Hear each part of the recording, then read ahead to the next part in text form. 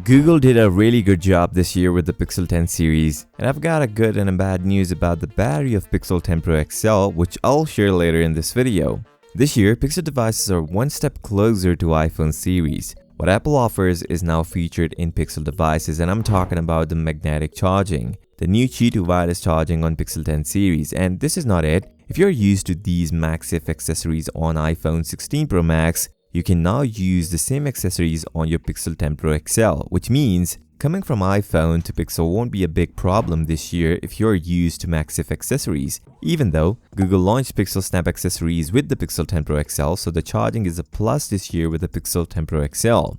Now talking about the design of Pixel 10 Pro XL, it is exactly same as last year. And let's be honest, both phones look similar in design. The sides are different, where Apple used titanium frame on iPhone 16 Pro Max and Google uses aluminum on Pixel 10 Pro XL. Also, there is a small size difference between these two devices. Pixel 10 Pro XL featured a 6.8 inches display, while the iPhone 16 Pro Max matches the S25 Ultra at 6.9 inches display. The peak brightness on Pixel 10 Pro XL is a big advantage, where Pixel 10 Pro XL features a 3000 nits compared to 2000 nits on iPhone 16 Pro Max. Both devices uses M14 panel, which means overall a similar panel is used in both devices. Now iPhone 16 Pro Max is already a year-old device and 17 is ready to launch. The performance on these devices still doesn't match. Even Pixel users don't really care much about the raw performance yet. Tensor G5 used in the Pixel 10 Pro XL is still behind the competitor, not matching the last year processor performance in benchmarks.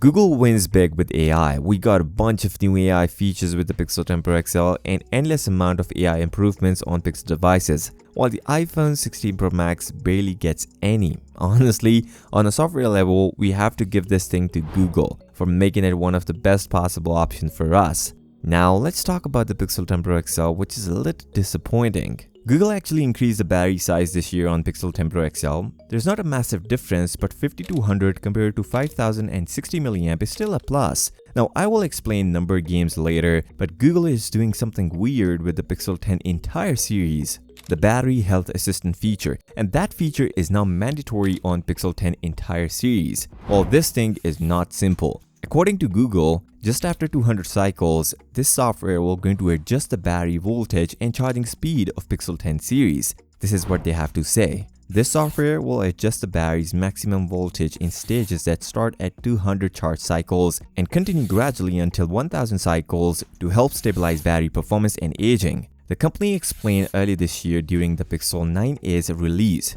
You may notice small decreases in your battery's runtime as your battery ages.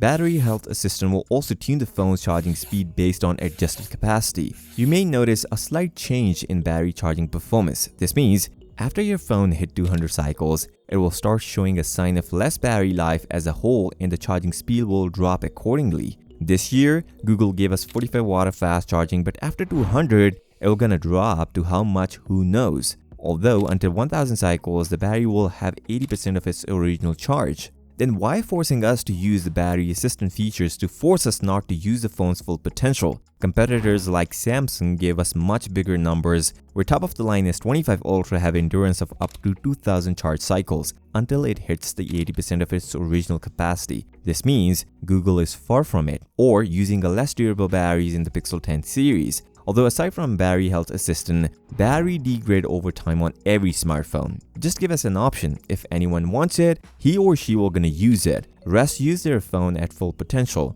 They did this with the Pixel 4a, where after an update, the update massively reduced the battery life, which is nothing but a sad story for Pixel users. With that said, if you found value from this video, don't forget to subscribe to the channel. I'll see you next time. Till then, peace out.